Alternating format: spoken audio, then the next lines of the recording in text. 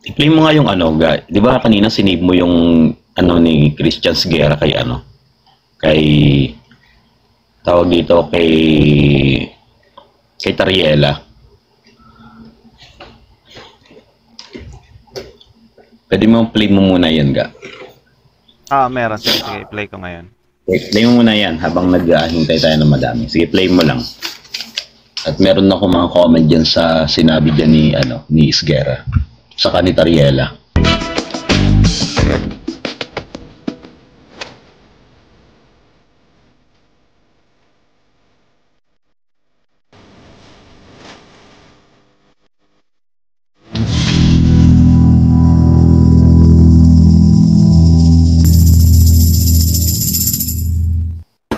Magandang araw po sa inyo lahat. Ako po si Christian Sguerra and welcome po sa ating Facts First episode ngayong araw, February 19, 2025. Maraming salamat po sa inyo lahat at sana po nasa mabuting kalagayan po kayo. Actually, we have a triple header for today. Marami po tayong mga dapat at gustong pag-usapan dahil ang dami po nangyayari sa paligid natin. Para dito po sa episode na ito, ang pag-uusapan po natin ay yung isinagawang hearing kahapon sa House of Representatives kung saan naisalang, sabi ng iba, nagisa, isang opisyal ng Philippine Coast Guard. At yung panggigisa galing dito sa isang kongresista kay Congressman Rodante Marcoleta patungkol dun sa pahayag ni Congressman Marcoleta patungkol po sa West Philippine Sea nung nakaraan. Basahin natin yung mismong sinabi niya dun sa nakaraang pagdinig dyan po sa House of Representatives.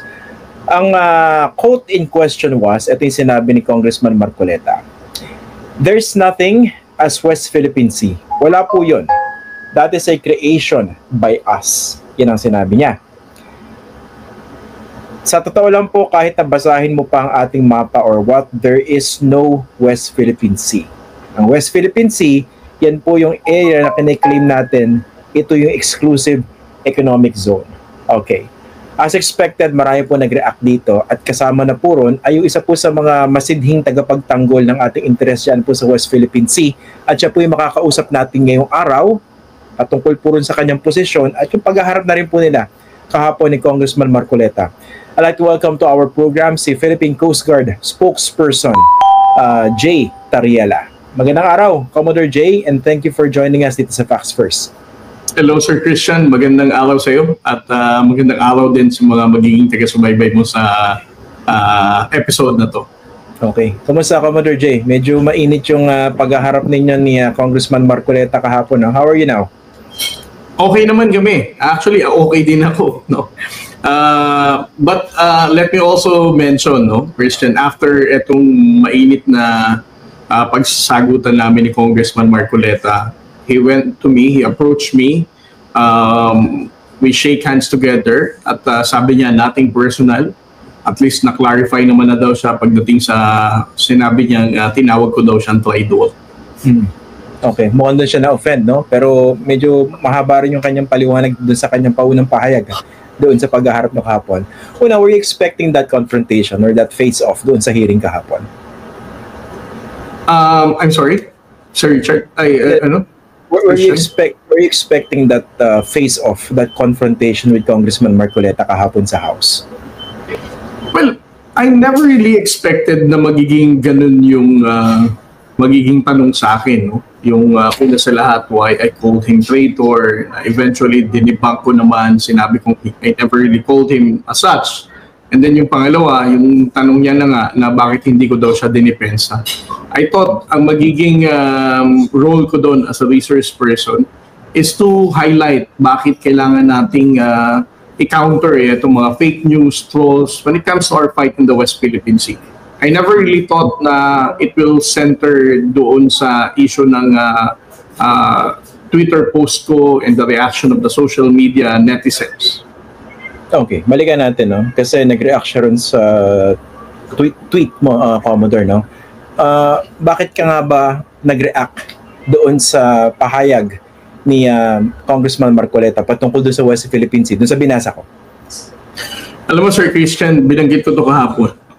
When I was asked by Congressman Acop to deliver a message, ang sabi ko, ang pinakamalaking challenge natin sa West Philippine Sea is not actually itong harassment ng China sa mga mais ng Pilipino or even sa Philippine Coast Guard and the Armed Forces of the Philippines. Ang pinakamalaking challenge natin sa West Philippine Sea is yung pagkalat ng maling impormasyon pagdating sa mga insidente, pagdating sa posisyon natin, and even sa posisyon ng China. You know, it's very difficult for the Coast Guard, the Armed Forces of the Philippines to defend our rights in the West Philippine Sea kung ang ating mga kababayang Pilipino divided or hindi nila naiintindihan bakit kailangan nating tindigan ang laban natin sa West Philippines. Okay, dito sa mismong statement na napauna ni Congressman Marcoleta, why do you think you had to set the record straight? Basahin ko ulit, no? Ang sabi niya kasi, there is nothing as West Philippine Sea. Wala po yun, that is a creation by us. Sa totoo lang po, kahit nabasahin mo pa ang ating mapa or what, there's no West Philippine Sea. Sabi niya, yun yung exclusive economic zone. Tapos meron pa siyang binanggit, no? Ang sinasabi po, inoccupy daw ng China yung ating teritoryo. Sir, sa totoo lang po, if the CICC, yung Cybercrime Investigating and Coordinating Center, and other agencies would cooperate with one another to empower our people to educate them all, wala pong madideceive kahit ano pang gawin ng China. Kasi alam po na we are all claimants dito sa panig ng South China Sea. Several of us, Philippines, China, Vietnam, hindi po natin alam na ang Vietnam has the most features occupied in the South China Sea. They have 22, China is 14, tayo 8, Malaysia 14, Taiwan 1. Why did you feel the need to set the record straight dito sa pahayag na ito? Alam mo, Sir Christian, every time I visit different universities, ang simpleng tanong, kapag binigyan mo sila ng tanong na bilang isang Pilipino, bilang kabataang Pilipino, naniniwala ka bang ang West Philippine Sea ay disputed? You'll be surprised. 9 out of 10 ng ating kabataang Pilipino ang naniniwala mismo na disputed ito. Which is wrong. Ito yung point ko eh. No? Kung tayo bilang Pilipino, naniniwala tayo na ang West Philippine Sea ay para sa Pilipino at parte ng Pilipinas ito. Imagine ang kabataan natin mismo ngayon, whom we consider as ito ang future ng ating bansa. Among themselves, no, masusurprise ka from Luzon, Visayas, and Mindanao, from different universities I visited. Ang sagot nila lagi, disputed ang West Philippine Sea. Gagalingan pa nila, sasabihin nila, South China Sea naman daw talaga yan. So, kapag makakarinig ka ng isang politiko in a public hearing, just like what TRICOM did a few weeks ago, at maririnig mo isang kongresista sabihin niyang, hindi totoo ang West Philippine Sea, gawa-gawa lang natin yan. And that is unfair for the Philippine Coast Guard and the Armed Forces of the Philippines. Alam natin ang sakripisyo ng Armed Forces of the Philippines dito, ng Philippine Coast Guard at lahat ng ahensya na tumitindig at sumusuporta sa ating pamahalaan para siguraduhin na ang West Philippine Sea ay mananatiling atin. So that is the greatest challenge that we are facing right now. And this is the reason why we are amplifying our efforts to educate the Filipino. Explain natin na Commodore kung bakit hindi disputed yung West Philippine Sea. Kasi ito nga rin yung naratibong nananaig doon sa mga supporters naman ng China. Pag-usapan natin ito in the context of the arbitral ruling ng Permanent Court of Arbitration, kung saan nilinaw niya yung maritime entitlements doon sa exclusive economic zone. Okay? So bakit hindi tamang sabihin na disputed ang West Philippine Sea? At kung merong dispute na pag-uusapan, yun ay sa ibang bahagi ng South China Sea. Well, una sa lahat, Sir Christian, no? Even without discussing further itong 2016 arbitral award, kaya nga sinabi ni Associate Supreme Court Justice Carpio, we have all the evidences to say na atin ang West Philippine Sea. From the Bilarde-Murillo map, from the Treaty of Paris and Treaty of Washington, it justified ang limits natin. And even with UNCLOS, which is defined clearly the 200 nautical miles from the baseline. So lahat ng areas na to ng West Philippine Sea is in accordance with the historical records that we have and the clauses ng UNCLOS. And not to mention the Philippine Maritime Zones Act that we just recently legislated, na sinasabing itong West Philippine Sea ay the exclusive economic zone ng ating bansa on our western side.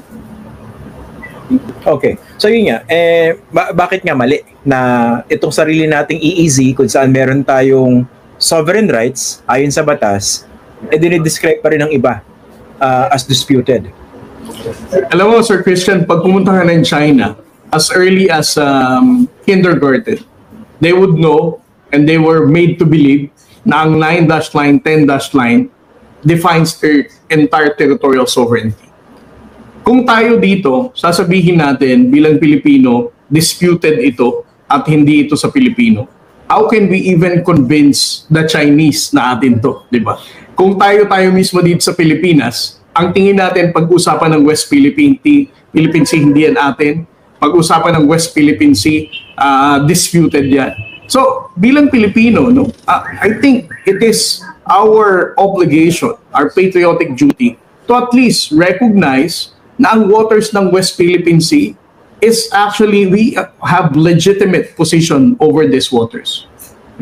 Okay. Doon sa pag-iikot nyo, Commodore, no, na-mention mo na sa mga universities, you were surprised na marami sa mga estudyante natin, sa mga kabataan, parang ang tingin nga nila disputed yung West Philippine Sea. Why do you think this is the case? Well, there are a lot of reasons, no? Pero para sa akin, ang proliferation ng fake news, ang pagbaba ng tingin ng ating kabataan at even ordinary Filipinos pagdating sa West Philippine Sea is pretty much related because of the limited information na ipinapakalat natin pagdating sa West Philippine Sea. At ang pinakamatindi dito ay yung panahon ng nakaraang administrasyon. No? Binanggit ko to sa Kongreso kahapon, for the entire 6 years from 2016 to 2022, there were only 3 incidents na napabalita. No? Ito yung FB Jimber incident kung saan ang mga mais ng Pilipino ay binangga sa Reed Bank. Pangalawa is yung water cannon ng resupply ng Armed Forces sa Philippines. At pangatlo, ito yung Chinese warming sa Julian, Philippines. It doesn't mean na wala nang ibang insidenteng nangyari dito. Ang nangyari lang, the former administration was had a very limited information na ipinakalat sa publiko. No? And they always undermine our position in a way na parang tipong they downplay always this harassment of the Chinese government. So, with the very limited information na ibinibigay natin sa publiko, at the same time, meron pang proliferation of fake news na ginagawa rin ng China, highlighting na kanilang kabuuan ng South China Sea. So you cannot blame the Filipino people from 6 years of the former administration na ang na-institutionalize na sa paniniwala ng ating mga kababayang Pilipino. Na ang West Philippine Sea, hindi yan talaga atin, hindi yan natin pwedeng tindigan kasi magkakagera, those kind of statements before. Okay. Yung binabanggit mo, Commodore, na parang disinformation coming from China when it comes to the West Philippine Sea. Nakikita natin yan all over social media, no? Pero unfortunately, we're also seeing certain Filipinos na supposedly merong credibility, pero they're amplifying, di ba, the narrative of China. Ito example, bakit kailangang ipunto na hindi naman registered yan sa IHO, di ba? Hindi parang tinatabunan yung other legitimate legislation, for instance, and evidence showing that, of course, the West Philippine Sea belongs to us and it refers to our 200 nautical mile exclusive economic zone dun sa ating west, no? May nakikita ka bang parang really concerted effort to have these Filipinos amplify those talking points by China? Alam mo, Christian, ang nakakapagtaka pa dito, no, sa mga trolls, no, is that kung ano ang magiging statement ng isa sa kanila, pare-pareho lang din sila eventually, no? They're going to post it to Facebook, to X. Parang merong isang taga-kumpas kapag sinabi nila ngayong linggo ang topic natin ay about downplaying a particular incident. And then eventually will follow. And even those without naming names, itong mga tao na to. Ganun ang nangyayari. So, para sa akin, this is a concerted effort. This doesn't happen randomly. And ayoko na sanang banggitin, no, na ma-politicize din ang issue ng West Philippine Sea. But if you're going to look at also the post of the pro-China trolls, you can also look at their political inclination. Some of them are also supporters of the previous administration. Some of them are supporters of Pogo. Some of them are supporters of Pastor Kibuloy. So, hindi mo maintindihan kung ito ba talaga ay aksidente lang or talagang pareho lang talaga sila lahat ng taste. Or may pattern. Although kasi on record naman yan, yung pagkiling sa China, talaga nakita natin during the previous administration. Actually, hindi lang pagkiling, pagsipsip. Diba? Ano naman yan? Publicly known naman yan. Pero the other important question is, I know you have this, there is a common response supposedly coming from the government to approach this challenge of disinformation coming from China and their adherents among Filipinos. Can you talk about that strategy? How are you countering this? Well, the transparency initiative that we have, no, every time na may insidente since the National Security Advisor Jay Eduardo Año assumed office and the chairmanship of the National Task Force, lagi na natin itong isinasa publiko. Ang dahilan natin kung bakit natin ginagawa ito is for the Filipino people to understand na talagang ipinaglalaban natin ang West Philippine Sea. And secondly, for them to also visualize the sacrifices of our soldiers and Coast Guard sailors pagdating sa usapin ng West Philippine Sea. Minsan, Sir Christian, ang hirap kasi para sa mga Pilipino na ma-visualize ang abstract na sinasabi nating West Philippine Sea. But if you're going to show them itong harassment, water cannoning, for example, dangerous maneuver, or even intentional ramming, mas tumataas, mas nararamdaman ng Pilipino. And that has been our first strategy. No? And then the second strategy, alam mo, Christian, ang laban natin sa West Philippine Sea, obviously, we cannot do it alone as a country. We need to make the international community aware of what's happening, not because we are requesting them for help, no? But for them to understand na ang China ay patuloy na nagba-violate ng international law, na ang China is the one endangering the peace and stability dito sa region natin na to. So, since 2023, no, February of 2023, actually nag-celebrate na tayo ng second year anniversary natin last February 12, no, when it comes to the Transparency Initiative. For 2 years now, lahat ng insidente isinapubliko natin. And when it comes to the Chinese propaganda or misinformation, agaran nating sinasagot ito. We do press conferences attended by the DFA, the National Security Council, the Armed Forces of the Philippines, and even the Philippine Coast Guard. Para sa atin, it's important for all of these spokesperson to face the public, respond to the media interviews, para mas mailahad natin lalo kung ano ang katotohanan ng bawat insidenteng nangyayari sa West Philippines. Okay. Aside from that, Commodore, do you have any other sophisticated approaches in your arsenal, so to speak, to counter this Chinese influence operations? Basically, ganito. No? Yung sinasabi nyo kasi that's the right approach. Sagutin, be transparent with everything, but you would have to rely on organic spread of those information, correct information that you are putting out in public. Eh kung ang kalaban nyo, meron silang tinatawag na social engineering on social media, basically, alam nila kung saan ipapakalat, anong oras, tapos hindi naman totoong tao yung mga ipapakalat, medyo mahirap yung laban, no? Yung dun sa aspekto na yun, how are you countering that? Commodore.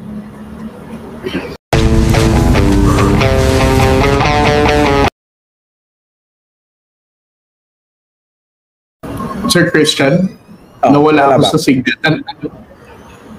Anong part yun nadinig mo, Commodore? Yung part ano ang sophisticated effort talaga natin in countering fake news. Kasi sa inyo organic yan, di ba? Magpe-press con kayo. Kung ang kalaban nyo naman, socially engineered yung kanilang diskarte, very sophisticated, di ba? Sabi nyo, weekly, ito yung talking points, ito yung platforms kung saan ipapakalat, hindi naman kailangan totoong tao yung nagkakalat niyan, di ba? So, they also have that kind of approach. Ano yung pang-counter nyo naman doon? Alam mo, to be honest, Sir Christian, we don't have that kind of approach. No? Yung, for example, gumawa ng ng trolls, mag-hire ng influencers or whatever. One time, tinanong si NSA, no? Jay Eduardo Anyo, he was asked when we were in Pag-asa, how can we be more effective in countering fake news? Dahil nagpo-proliferate na siya talaga. Jay Eduardo Anyo responded in a very simple way. Ang sabi niya, we just have to keep on telling the truth. And so far, that's what we have been doing. We're just keep on telling the truth, and we amplify it with media interviews, media engagement, local government engagement as well. We also visit universities to inform the youth about what's really happening in the West Philippine Sea and the importance of our fight in the West Philippine Sea. Yeah, pero they also have, let's say, mga data scientists and other experts to help you better understand the digital landscape at malaman niya kung talagang nagiging effective yung inyong transparency initiative in the face of this Chinese disinformation. Well, the Presidential Communications Office or PCO, no, have this kind of commercial software to understand naman what is the public opinion about the West Philippine Sea in different places. So we can at least measure, no, using such commercially available software to understand kung ano ang pulso talaga ng mga Pilipino, anong age group ang may ganito, and based on analysis of the social media platforms na nandito sa Pilipinas. Meron din po ba kayo, Commodore, na parang, of course, yung transparency initiative, I suppose, whole of government approach. Pero when it comes to, let's say, institutionalizing certain information to be part of the basic education curriculum, para maituro na itong West Philippine Sea, ito yun. Di ba? Meron bang mga ganung diskarte? 2 weeks ago, Sir Christian, we launched the comic book project namin ng National Task Force West Philippine Sea. Ang pangalan ng book na yun is The Stories of Teacher June. We have English version and also Tagalog version. It's a comic book setting, no, that talks about UNCLOS, kumbaga UNCLOS for dummies. Para sa akin kasi, whether you are a lawyer or not, or a professional, sometimes the UNCLOS 101 is not too common for everyone. So we came up with a caricature. We tried to simplify it para maintindihan hindi lamang ng bata, but even the ordinary citizen. And then it also talks about our historical references for our position. It talks about also for the arbitral award and even the fake news efforts of the Chinese government to counter our position. And the last part of the comic book, it talks about the dreams and aspirations ng mga batang characters sa comic book. During the launching of this comic book project, Sir Christian, the Secretary of the Department of Education, Secretary Angara, was also there, and the National Security Advisor.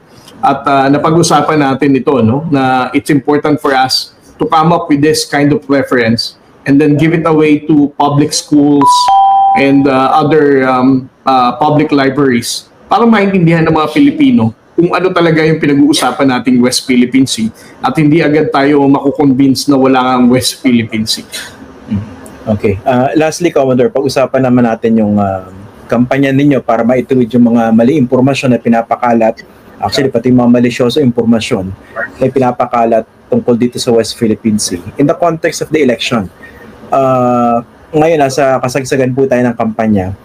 Do you think this should be a campaign issue, itong West Philippine Sea? Alam mo, Sir Christian, every time na nasa mga universities ako ngayon, tinatanong ako ng mga kabataan, how can they support our fight in the West Philippine Sea? Nung nakaraang taon, ang sagot ko lang dyan is please care to comment for every fake news na makikita mo sa social media platform mo. You can just imagine how big the population of our youth today na mayroong multiple social media platform and they care to comment about this fake news. It will be very difficult for fake news to proliferate kung gagawin nila yan. But this time around, I have another request sa ating mga kabataang Pilipino. Ang sabi ko sa kanila, we should understand na ang laban natin sa West Philippine Sea is pretty much can be fulfilled as well by our voters like them. No? Kung ang ating mga kabataang Pilipino ay tutulong din sa pagboboto ng miyembro ng Senado at Kongreso or even the local government executives na hindi pro-China at tumitindig para sa West Philippine Sea, mas magiging malaki ang tulong nito sa laban natin sa West Philippine Sea, Sir Christian. You can just imagine kung ang mai-elect nating additional na 12 senador sa Senado ngayon ay pro-China or even majority of the congressmen are pro-China, baka mahirapan si Pangulong Bongbong Marcos na i-prioritize ang modernization ng armed forces of the Philippines or even for the Philippine Coast Guard to have a significant increase of budget to support our operations in the West Philippine Sea. And I always make it a point, no, na maintindihan nila ito to make sure na they're going to carry out their patriotic duty in electing the right leaders this coming midterm election.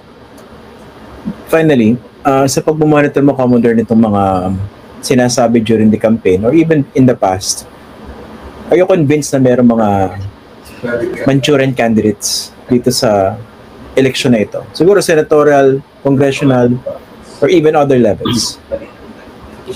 Well, obviously there are, no? Without naming them, obviously there are, even for the local government unit executives. So, these are the type of LGU executives that counter the EDCA sites, for example, that go against the efforts of our U.S. ally in strengthening our modernization sa armed forces of the Philippines.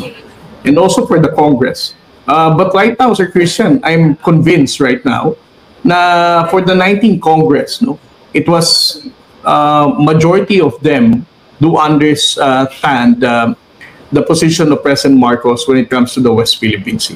Para sa akin, ang litmus test natin was the Philippine Maritime Zones Act and the Archipelagic Sea Lanes. Ang sabi ko nga, the Philippine Maritime Zones Act 28400. Walang nag-abstain, walang nag-disapprove, and 284 approved the passage of the Philippine Maritime Zones Act. The mere fact na kaya nating ipasa ito at the mere fact that the legislative branch of our government is supportive for the modernization of the armed forces of the Philippines and the Coast Guard. It's very hard to say na merong kahit an iota of doubt na masasabi mong merong miyembro sa legislative na Manchurian candidate.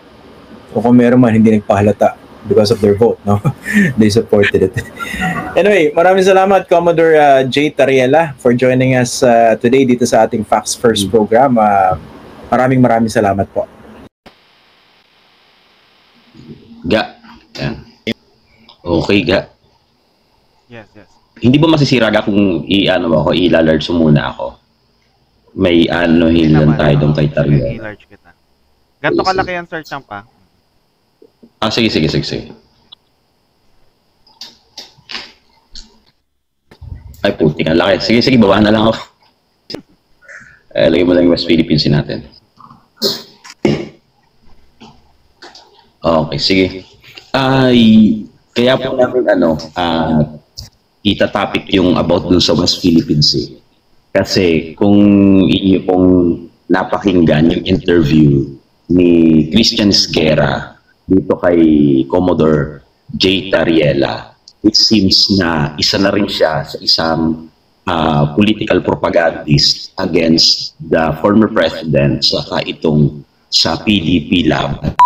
Malinaw po ninyong narinig na nag-iiging political na ang pagsasalita nitong si Commodore Tariela na spokesperson ng Philippine Coast Guard, which is dapat hindi yun mangyayari. Hindi dapat siya political, pero isa na rin siya sa ginagamit ngayon para atakihin ang former president at ang PDP laban. Katulad ng narinig nyo kanina, 'di ba? Ang sabi niya ay may Manchurian candidates na din daw po. Hindi lang daw nagpapakilala, pero obviously it's very clear indirectly na pinatutungkulan niya ang mga PDP laban senatorial candidates. Ibig sabihin po ng Manchurian candidates, yan po ay puppet. And usually, pag sinabing Manchuria, yan ay isang lugar doon sa China, sa northern part of China. So Manchurian, ibig sabihin, puppet ka na kumakandidato na isang politiko ng China. Puppet ka ng China.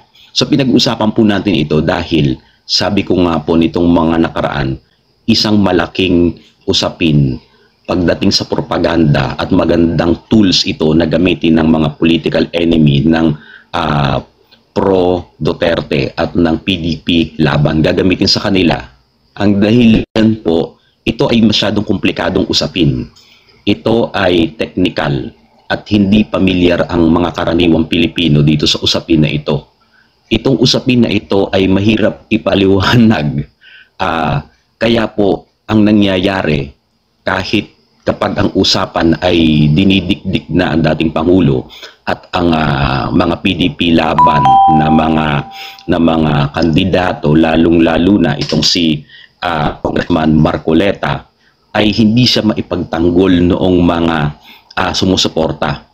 At ang nangyayari, tatahimik na lamang yung komunidad na sumusuporta sa ating dating Pangulo at sa PDP laban kapag tinatawag na pro-China. Hindi natin ma-articulate at masabi ang dahilan bakit hindi sila pro-China at sila pa nga ang gustong magbigay ng linaw ukol sa PDP laban, ay ukol sa West Philippine Sea, yung sigalot dyan.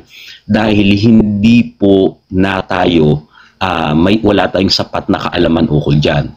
Kaya naman, isa sa mga napag-usapan namin, itong aking kasama dito na si GATV, na isang bahagi ng kanyang pagla-live ay tatalakayin namin itong tinatawag na issue doon sa West Philippine Sea. So, kung inyo din pong narinig, no, political na magsalita si Tariela. Attack dog na siya. Kumbaga, sinabi nga niya sa kanina, mahihirapan daw si BBM na isulong yung modernization ng AFP. Mahihirapan si BBM pag ang naupo daw po ay 12 na pro-China na mga senador. So obviously, ang tinutukoy niya dito ay yung mga inendorso na senatoriables at yung mga politiko na nandyan sa PDP laban na tumatakbo bilang senador. May butas na po yung sinabi doon ni Tariela. Bakit? Sino ba ang nagsusulong ng modernization sa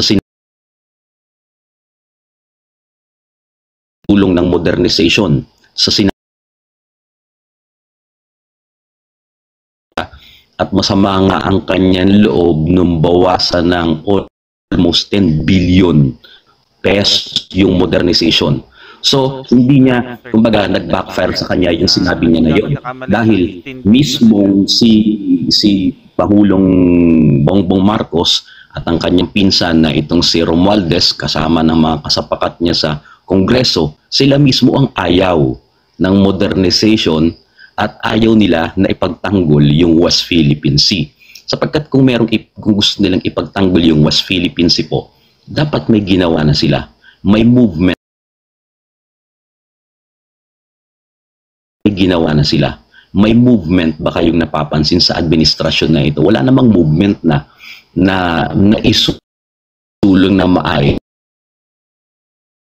Yan. Ang ginagawa nila, ginagawit nila yung weapon sa loob ng bansa, lalong-lalo na ngayong papalapit na eleksyon, midterm election, at lalong lalakas yung ugong na usapin na yan pag malapit ng 2028 election pag hindi nila na-impeach ang ating presidente. Kaya paulit-ulit namin sinasabi, itong issue ng West Philippine Sea, mahalaga po ito at kinakailangan kahit papaano magkaroon tayo ng konting kaalaman.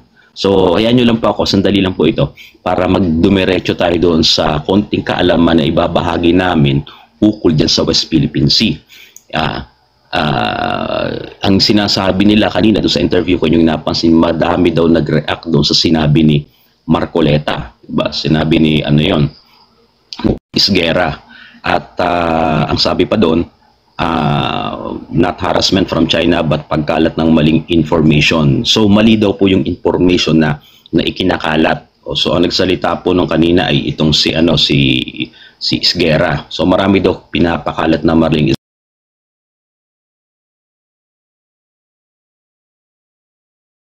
So marami daw pinapakalat na maling informasyon galing sa mga trolls.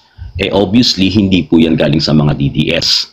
Sapagkat, kumbaga, kahit tayo walang written, walang mga written na code or ethical code as nagla-live tayo dito, gumagawa tayo ng content, never tayong pumapatol sa mga maling impormasyon.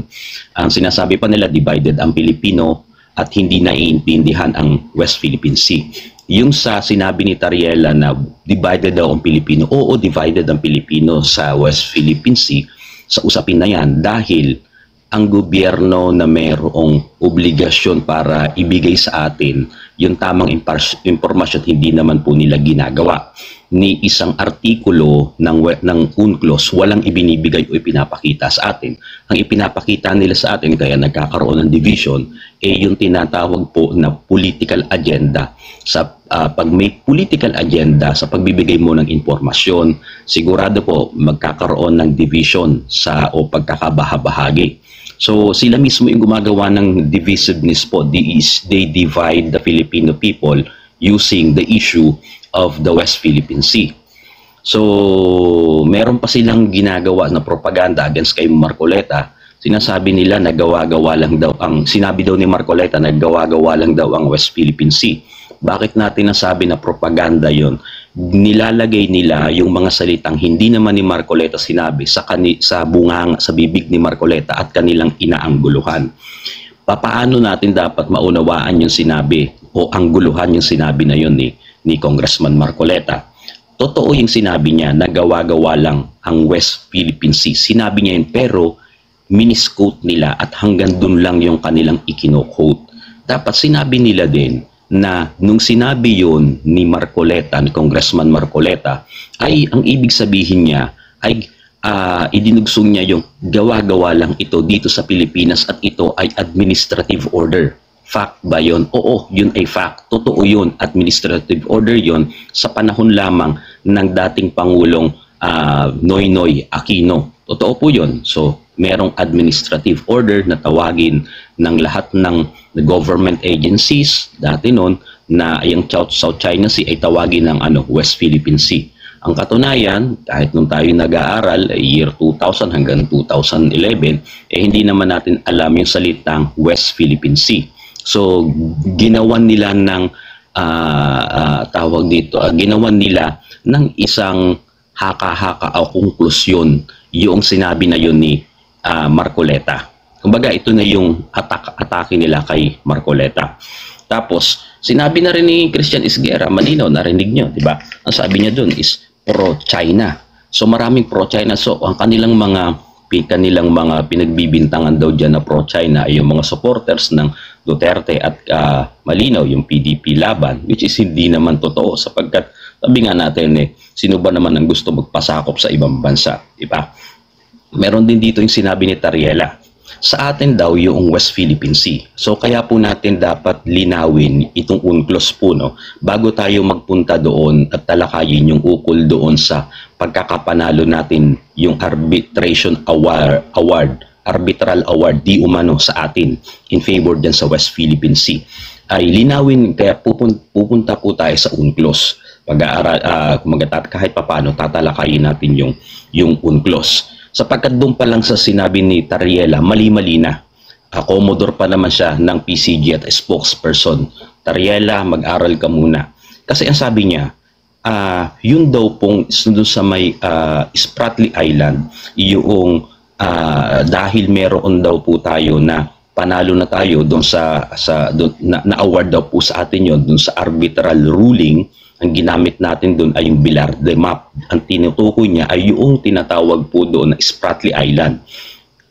Tandaan po ninyo, pag sinabi pong island, isa po yan teritoryo. Hindi po yan sakop ng UNCLOS. Ang ginamit pa doon ay Bilar-de map para patunayan sa atin yung ano na yon, tawag dito, yung area na yon, yung lugar na yon. Ibig sabihin, kapag ang usapin po ay dagat, UNCLOS ang kinakailangan po dyan na manaig. Yan pong rules o yung batas na yan ang dapat na gamitin. Pero pag ang pinag-uusapan po ay mismong landmass or isla, hindi po pwedeng gamitin ang UNCLOS. Doon sa sinabi ni Tariela kanina, yung mga isla daw doon ay atin na sapagkat daw yun po ay meron na daw pong arbitral ruling na ginamit doon ay yung doon tungkol doon sa West Philippine Sea. Magkaiba po yun. Hindi po pwedeng ibigay sa atin ng ruling gamit ang batas ng UNCLOS yung mga isla sapagkat ang pinag-uusapan po doon ay teritoryo at hindi po body of water. Body of water or karagatan or katubigan sakop ng UNCLOS. Pag sinabing isla, land, hindi po batas ng UNCLOS ang mananaig dyan at hindi yung batas na yan ang dapat naggamitin dyan sa pag-claim dyan. So doon pa lang, inililigaw na tayo ng itong Commodore na ito. Kaya itong Commodore na ito, pahamak itong Commodore na ito. Ito yung nanggugulo.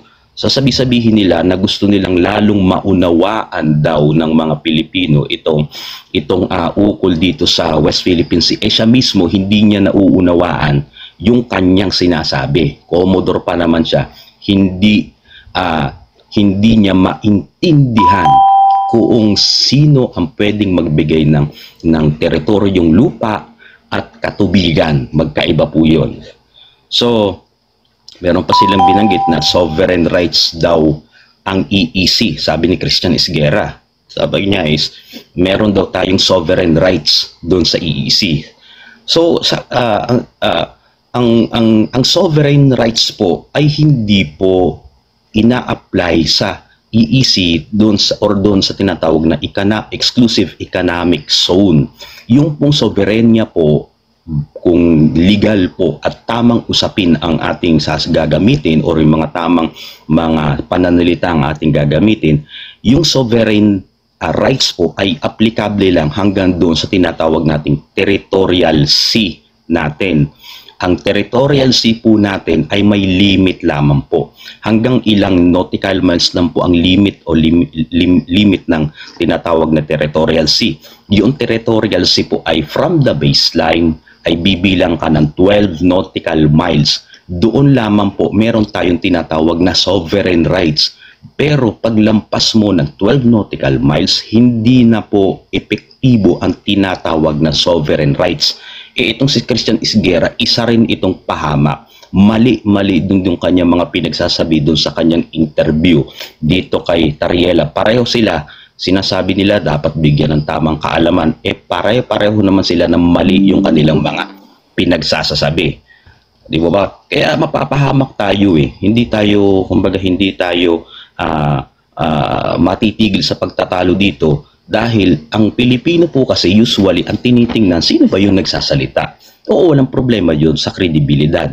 Pero ang tanong, dahil ba sa sikat ka diyan sa social media, merong dati kang anchor ng ABS-CBN News Channel at ngayon ay ikaw ay merong pagmamayari na channel sa YouTube na Facts First, reliable ka na sa facts, di ba? Yung facts first hindi baka fact first fact, hindi facts. Fact first yung kanyang ginagawa. Kasi si Tariela, may credibility ba siya? Baka sabihin niyang iba oo, Commodore siya Pero papaano napatunayan natin ngayon na yung sinasabi niya mali-mali din naman yung kanyang sinasabi. Ito pa, papaano natin masasabi na sinisipan political itong si Tariela. Sinasabi niya, sinisisipan niya itong past administration dahil limited daw ang information mula sa nakarang administrasyon or yung sa Duterte administration. So naging political na sila. Bakit ito nagiging political na? Sapagkat nga sabi nga ni BP Sara, ito ay multi-million propaganda against her. Kaya hindi tiyak kung gagana yung impeachment sa kanya.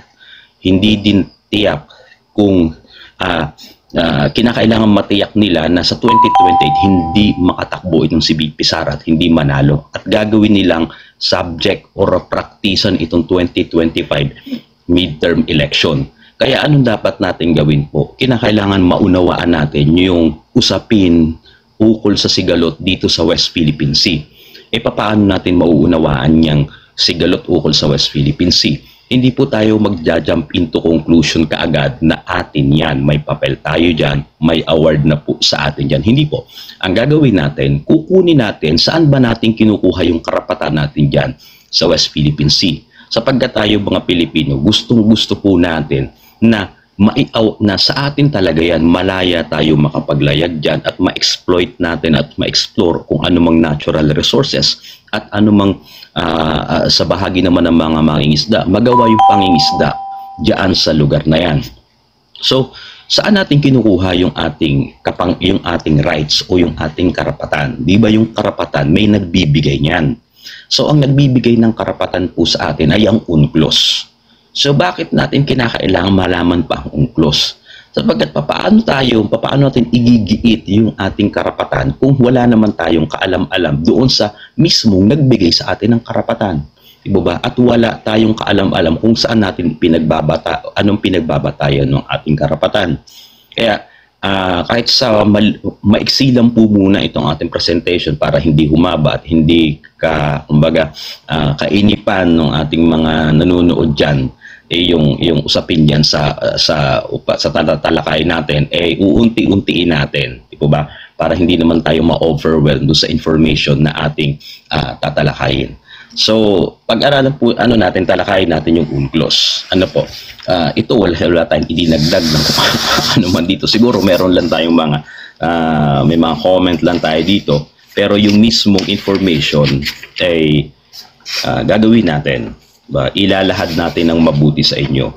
Actually, natalakay ko na ito dun sa aking channel. Pero wala pong visual aids. So, may maganda po kasing isang presentation na aking nakuha, kaya yun ang ating gagamitin. So, yung West Philippine Sea po, punta po So, pag-usapan natin yung UNCLOS. Yan po, United Nations Convention on the Law of the Sea. Yun po ang ibig sabihin po ng UNCLOS. Yung UNCLOS po na ginagamit natin ngayon, yan po ay UNCLOS 3. Yan yung 1982 na UNCLOS. So, next slide mo,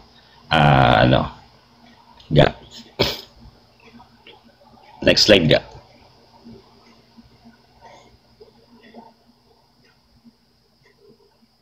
Next. Habang tayo nakatigil, nakapag-review kayo. So, yan po. Yan. Ano po ba yung kahalagahan ng UNCLOS? Yan. Ang UNCLOS po kasi ay mahalagang bahagi sapagkat ito nga kapag sinasabi yung daigdig natin ay majority ng lugar sa ating daigdig ay tubig o karagatan. So kinakailangan na mayroong batas dyan. So may constitution ng karagatan o constitution for the oceans. Alin po yan? Yan po ang UNCLOS. So ayan po. Ano po ba yung scope and details noong UNCLOS? Yan, nakikita po ninyo. Ang UNCLOS po ay merong 320 articles. Ulitin po natin, ginagawa po natin to para magkaroon tayo ng basic knowledge. And yung presentation natin ngayong gabi ay susundan uli natin ang mga presentation sa mga susunod na gabi para hindi naman isang bagsakan. Para unti-unti nyong nauunawaan at sa bandang huli, maipagtanggol nyo na yung ating mga yung dating presidente at yung maunawaan nyo kung paano nakikipag-negotiate yan dati yung ating presidente at hindi na natin matatawag na pro-China ang mga kandidato ng PDP laban. Ginagawa din po natin ito sapagkat minsan baka kayo ay mag-live din po. Sa pagla-live ninyo, ang tinatalakay nyo ay UNCLOS. Ibigay ko sa inyo yung mga basic na information about sa UNCLOS, tapos may mga loko-loko na bigla na magko-comment, hindi kayo makatiis at kayo ay nagtawag dito, sinasagot ninyo, alam na natin ang style nila, yung mga impormasyon na hindi naman mahalaga, minsan tinatanong pa kung ano-ano ba, bla bla bla, kailan ng ito.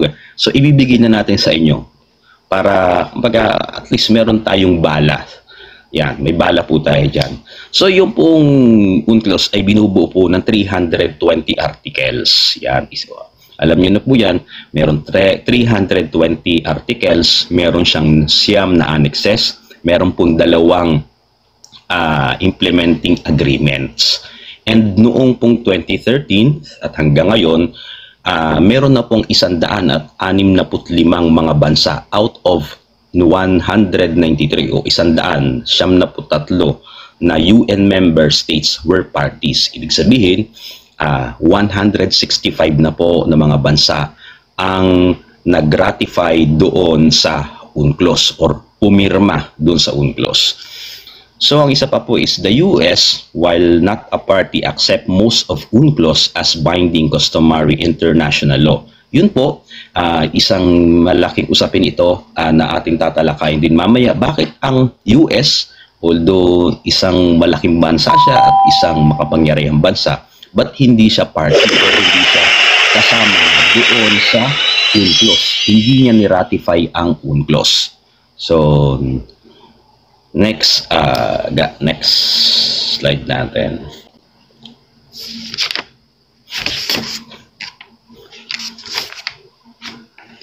Next slide ga. Yan. So, what does UNCLOS cover? Tapos yan. Sige, yung kasunod. Ano ba yung nasasakupan at ano nasasakupan ng UNCLOS? Diba? Next ulit ga. Yan. UNCLOS includes rules for coastal states. So, ang ibig sabihin po nun, yung UNCLOS daw po ay kabilang po ang mga kalakaran or patakaran para sa mga coastal states. So, isa-isayin natin. Ano ba yung coastal states? Yan po yung mga bansa na meron tinatawag po na karagatan or teritoryo nila na may direct contact with the ocean or seas. So, katulad mo ng bansa natin, isa tayong coastal state. Vietnam, coastal. Basta merong teritoryo nila na merong access sila sa karagatan or yung isang teritoryo nila, isang bahagi nun ay nasa karagatan. So, UNCLOS includes rules for coastal states. Kapag coastal states ka, itong UNCLOS ang patakaran nito ay para sa territorial sea and innocent passage. Number 1, foreign commercial shipping, contiguous zone, exclusive economic zone na 200 nautical miles at yung continental shelf. So meron tayong ibang pagtalakay po diyan sa 5 na binabanggit na yan.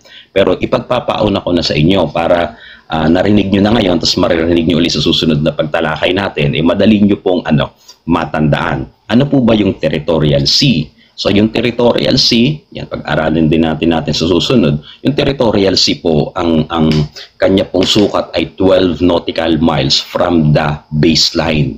Yung sa baseline po, kung saan may beach, so bibilang ka ng 12 nautical miles, yan po yung territorial sea. At kasama niya yung nakalagay dyan, and innocent passage. Bakit po magkasama yung territorial sea saka yung tinatawag na innocent passage? Sapagkat karaniwan po kapag merong isang barko o vessel or tawag dito, transportasyong pangkaragatan ay usually kapag dumaan dyan sa within the 12 nautical miles at dire-diretso, wala naman siyang ginagawa, yun po ay tinatawag na innocent passage po. Innocent passage. So yun, kaya nga sabi ko sa inyo, medyo technical siya. Pag lumampas doon sa 12 nautical miles, anong tawag na doon? So pag-aralan din po natin yun. So basta nandun po siya is sa within 12 nautical miles, yun yung tinatawag na territorial sea, yun po ang innocent passage. Sino po ang dadaan doon? Sino yung tinuturing na innocent passage? Yung pong mga foreign vessel. Pero kailan sila masasabing innocent passage yung kanilang paraan ng pagdaan doon? Meron po tayong pagtalakay dyan. So, basta unti-unti, i-register nyo muna sa isip niyo na within 12 nautical miles, meron poong tinatawag dyan na territorial sea at ang mga vessel o foreign vessel na dumadaan dyan ay innocent passage po yung tinatawag na kanilang pagdaan dyan. So, yun muna. May rules din po sa ukol doon sa tinatawag na foreign commercial shipping. So sapagkat kapag ikaw ay kumbaga yung malalaking barko na ang estado nyo, ang flag nila ay ginagamit ng isang bansa, yun din ang kanilang parang tinatawag na flag state, dumadaan po yan sa high seas. Ano ang mag-govern dyan? Kapag nandun ka doon sa coastal state naman, ano ang mag-govern sa'yo? Pag ibo ba sa Manila, halimbawa diyan sa may karagatan natin, sa may Pangasinan, sa may Zambales, diyan sa may Palawan, pag may commercial shipping vessel po diyan, papaano natin ituturing 'yon at ano ang mga batas na kinakailangan natin dito mag-govern sa kanila. So meron pong rules diyan.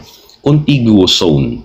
Yung contiguous zone naman po, ayan po ay di po ba yung territorial sea ay from the baseline ay 1 to 12 nautical miles. Ngayon yung ika-13 hanggang ika-24, yun naman po yung contiguous zone. So, yun lang po. At saka po yung ilan ba yan? 1, 2, 3. Pang-apat, yung exclusive economic zone. Yung exclusive economic zone, pagdating mo ng 25 nautical miles from the baseline hanggang 200, ang tawag po doon ay exclusive economic zone. So, continental shelf, nandun din po yung usapin ukol sa continental shelf. Kumbaga, may batas, may rules doon sa territorial sea, sa foreign commercial shipping, contiguous zone, exclusive economic zone, at continental shelf. Ano ba yung continental shelf? Yan po yung pag kayo ay sumisisid, pag sisid nyo, merong lupa o may lupa sa ilalim ng dagat, yung po yung hanggang saan yun. Kumbaga, yun ang tawag po ay continental shelf. Kasi halimbawa sa atin, kunwari ang buong isla ng Luzon, diyan sa may parting Pacific Ocean, pag sumisid ka dyan mula doon sa Aurora Province, ay may lupa, tapos biglang lalalim at naputol na, yun po yung tinatawag na continental shelf po. So, tatalakayin din naman po natin yan para inyong lubos na maunawaan. Meron tayong mga visuals niyan. So, sunod ga. Yan. So, meron din po siyang special rules doon sa status ng archipelagos, guarantee of navigation through international straits, rights of access to the sea for landlocked states. So, ano po yung tinatawag na status of archipelagos? Ano po ba yung archipelago? Yung archipelago po ay yan yung bansa na binubuo ng iba't ibang mga isla. So, yan po, tayo kunwari, Pilipinas. So, meron ding special rule sa atin sapagkat tayo ay isang archipelago. Ang bansa natin ay archipelago. Yung guarantee of navigation through international straits. So, tinatalakay din po dyan. Rights of access to the sea for landlocked states. Ano po ba yung tinatawag na landlocked states? Yan po yung mga bansa na wala pong direct na contact yung kanilang teritoryo sa dagat.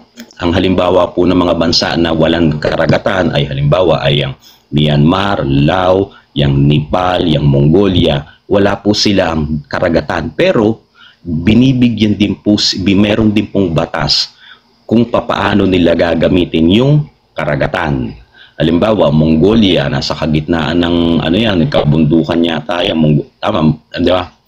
Nepal, kagitna ng kabundukan niyang bansang Nepal, walang karagatan. Meron silang vessel na pagmamay-ari. Ibig sabihin, under their territorial flag. Diba? Pag gagamitin nila yon, saan nila idadak yon? So, may batas din po yan. So, sunod mo, ga. Saka dali lang naman to para makapag-ano tayo. Sunod mo ulit.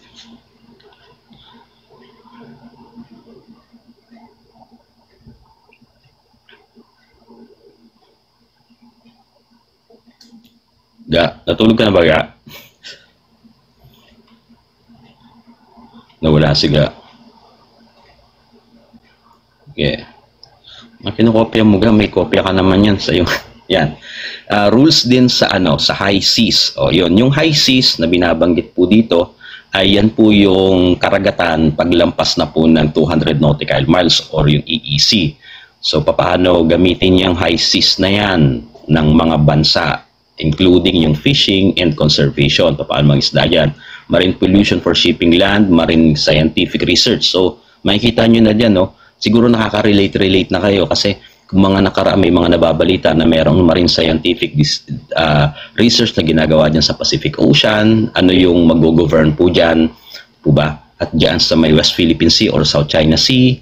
So ano ang mag-govern dyan? So pag natutunan po ninyo ito at may nanonood kayo ng balita, masasabi niyo, uy, marine scientific research ang ginagawa nila. Ilang nautical miles ba yan from the baseline?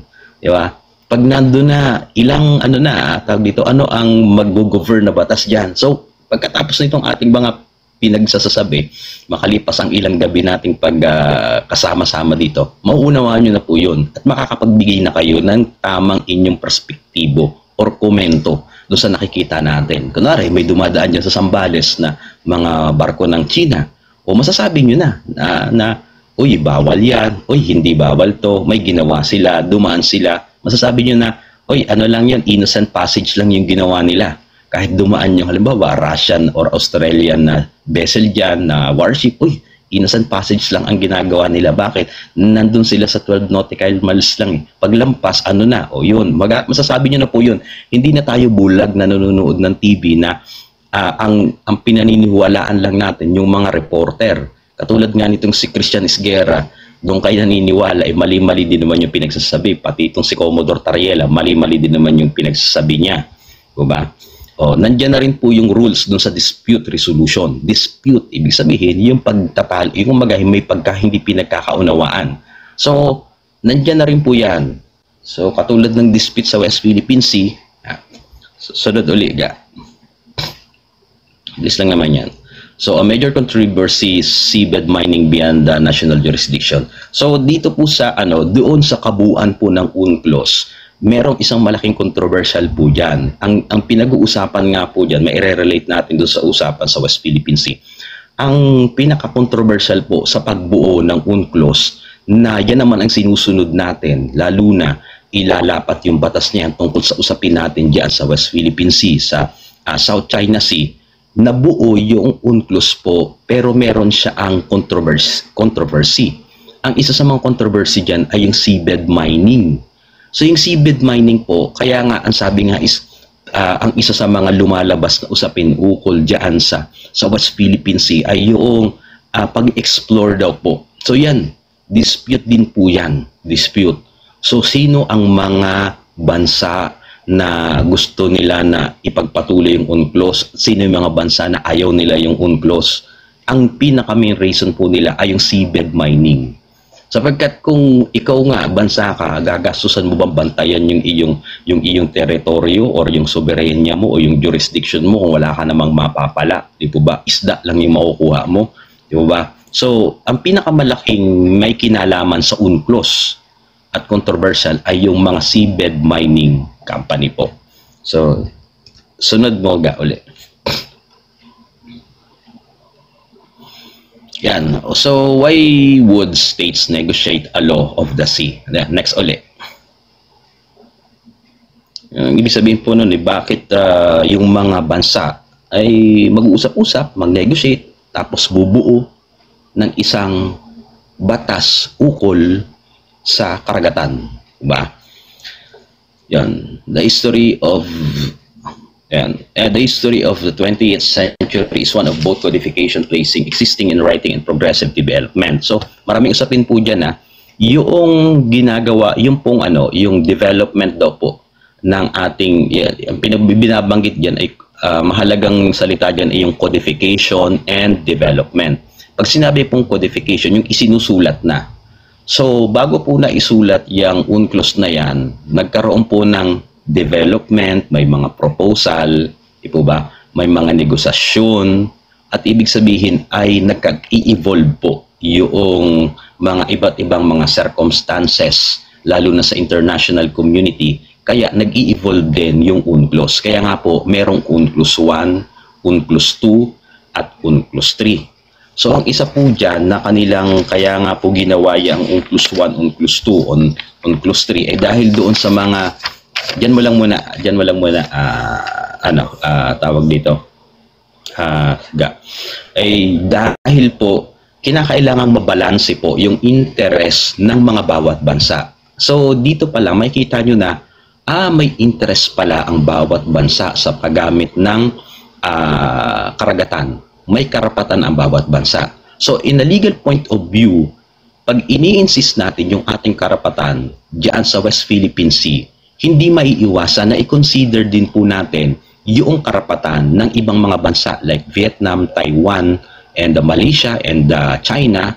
However, nasa nakikita natin ngayon ay kumbaga tinatapakan ng China yung ating karapatan ukol diyan sa claim natin sa West Philippine Sea. So kinakailangan balansahin po yan. So naunawaan din po ng mga framers ng UNCLOS yan. So ang isa po sa kanilang mga sinasabi yan yung inclusive and exclusive interest. Di po ba? Tayo meron tayong inclusive interest, exclusive interest. Sa atin lang yun. Hindi yung pwedeng sagkaan ng mga Chinese, ng mga Vietnamese, ng mga Taiwanese. So kinakailangan pag sa dispute, yun po ang ikukonsidera. Dapat ikonsidera yung mga ganoong mga interest. May interest tayo na exclusive sa atin. Pero meron din tayong interest na kasama sila. Ano yung interest na kasama sila? Yun yung tinatawag na inclusive interest.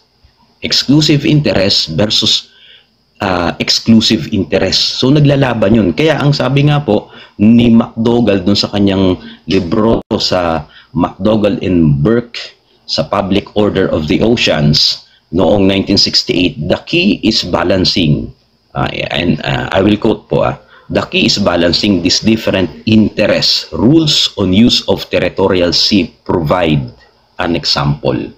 So, ang isa pa po doon ay yung isa din naman na magaling na philosopher, yan si Guidel.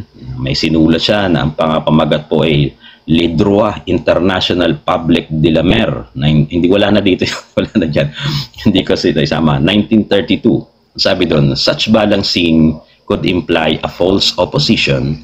A coastal state can also be a flag state. It wants both control over its waters and freedom of navigation in other states' waters. Reciprocity plays a role.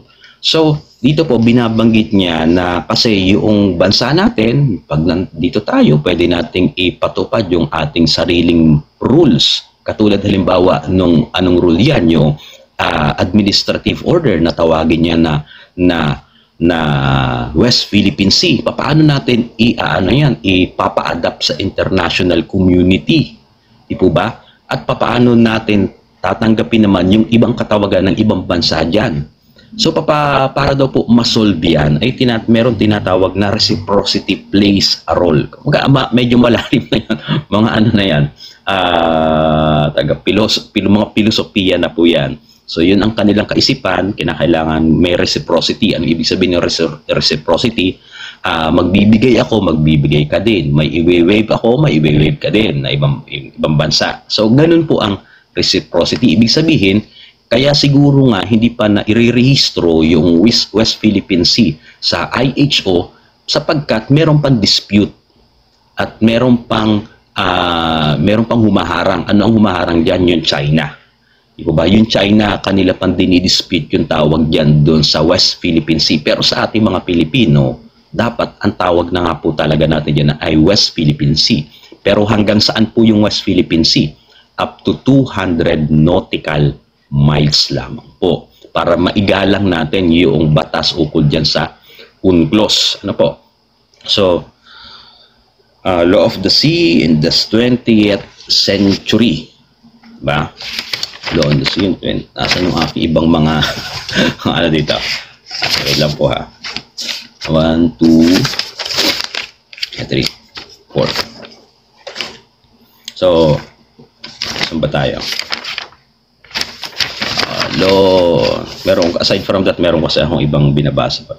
The lowest history of law of the sea in the 20th century is one of both codification, placing existing rules in writing, and progressive development, negotiating new rules. So, next. Sana po nasusundan nyo. So, yan. Yung sinasabi po natin kanina na merong development or nag-i-evolve yung UNCLOS ay ang katunayan niyan, nagkaroon po ng League of the United Nations Codification Conference noong 1930. Kasunod po ay noong the first UN Conference of the Law of the Sea noong 1958. Nagkaroon ng second UNCLOS noong 1960 at nagkaroon ng UNCLOS 3 noong 1973 at 1982. So next ga. Yan. So puntahan po natin yung yung 1930. So noong 1930 po, ito po, ang nanguna pa po dito doon sa tinatawag na codifications of conference do sa territorial sea ay ito pong the League of Nations. Yung the League of Nations po ay wala na po yan. Yan po ay nabuo yung the League of Nations no, after World War I. Then nawala naman po yan noong April 19, 1946. So, napalitan po ang the League of Nations ng tinatawag na United Nations. So, noong 1930 po, ganito po yung kanilang mga napag-usapan noon sa The Hague. So, history na po ito. Sabi ko nga sa inyo, gagawin nating history to kasi binabanatan tayo na ang ginagawa daw po natin, nagpapakalat daw tayo ng fake news. So, ang hiling ko kay Ga, pagkatapos ng ating mga ito, hingi ako ng kopya nito, Ga. Tapos, ikalat natin yung kopya natin nitong live natin sa mga susunod. Saka, kayo din po nanonood dito. So, noong 1930 po, para hindi tayo matag na nag-fake news tayo, diba? Sila yung fake news, patunayan natin mga DDS na totoo yung ating pinagsasabi dito. Noong 1930 po, doon sa League of Nations, na wala na ito, napunin nyo, wala na yung League of Nations, sila yung unang naging host niyan at nag-initiate po niyan.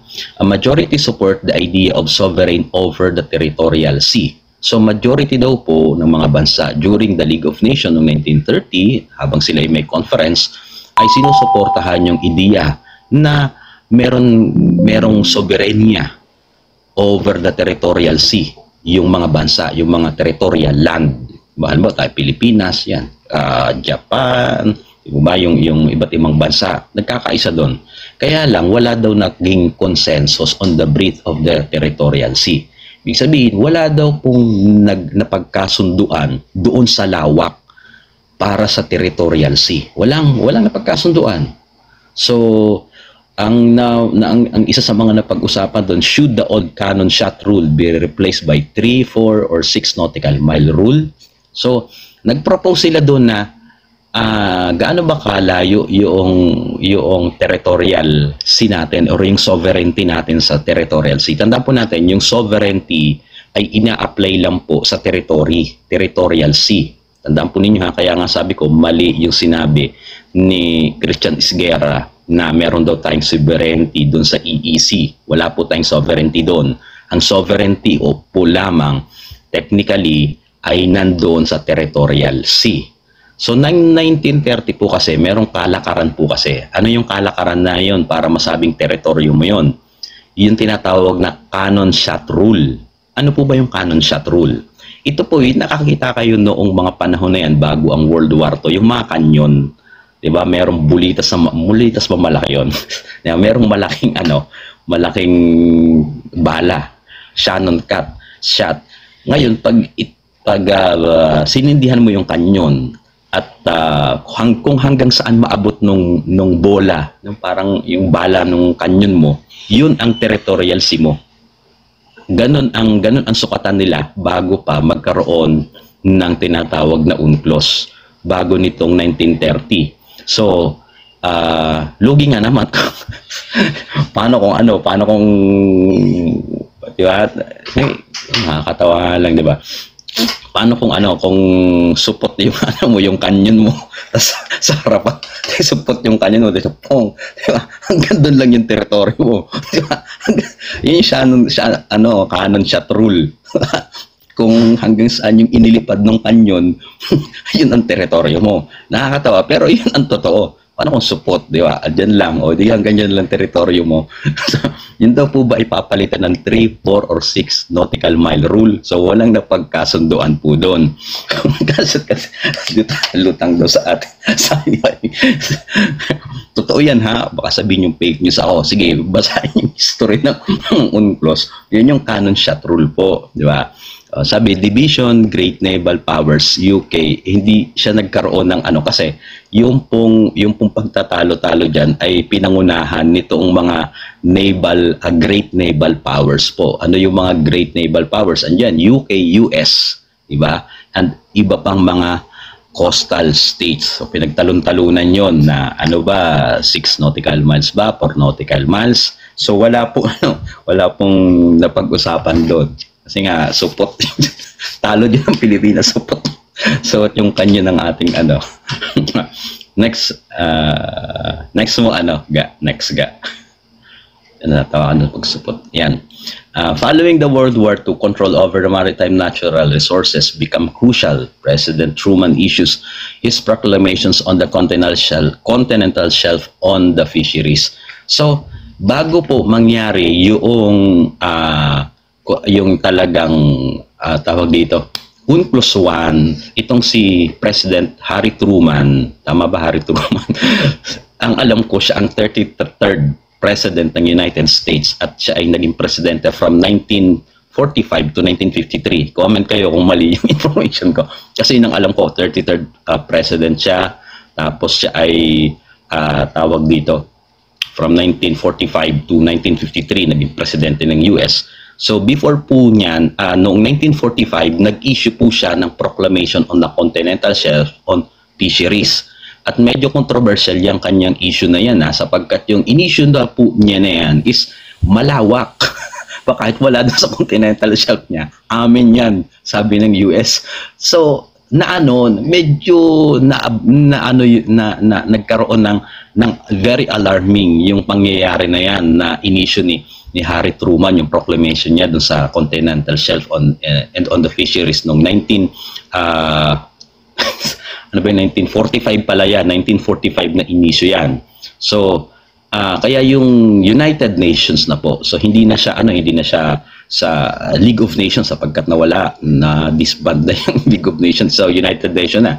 So na-alarma yung mga coastal states. So bubuo na rin po ng talagang yung failure noong 1930, kinakailangan nilang ituloy sapagkat itong si Truman ay gumawa na ng kanyang sariling proclamation.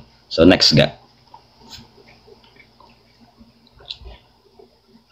Yan. Codification of the law of the sea becomes an important issue and the UN International Law Commission begins a project to produce draft articles on the topic.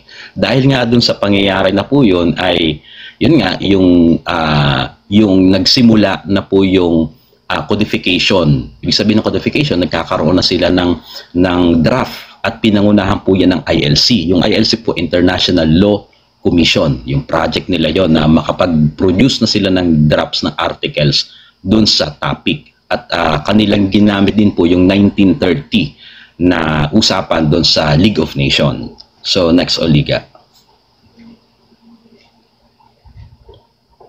Yan, the ILC works on the issue from 1949 to 1956 and produces its articles concerning the law of the sea for the United Nations General Assembly. So from di ba, si Harry Truman gumawa siya from 1945, nag-issue na siya. Ito naman, yung ILC naman, nagtrabaho sila ng mga articles concerning the law of the sea noong 1949 hanggang 1956. So ilan? 4 years ang lumipas simula nung kay Truman, kaya sinimula na nung International Law Commission. So next, Oliga. The ILC articles formed the basis for negotiation in Geneva in 1958.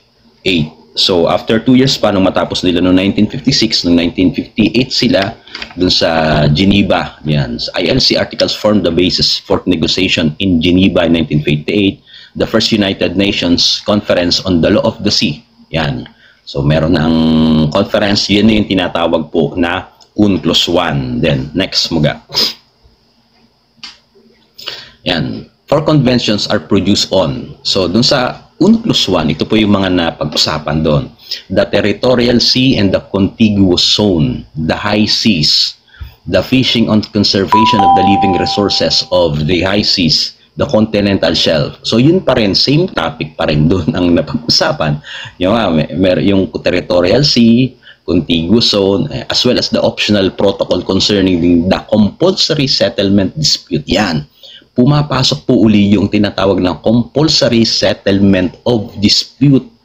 So dito, mapansin nyo, yung mga nagdraft po ng UNCLOS, especially sa pangunguna ng ILC, na porsin na po nila yan, na mayroong magkakaroon ng mga dispute dyan, yung mga bansa na magkakalapit about dyan sa paggamit ng karagatan. Kaya meron na rin pong compulsory settlement of dispute na iniligay po dyan.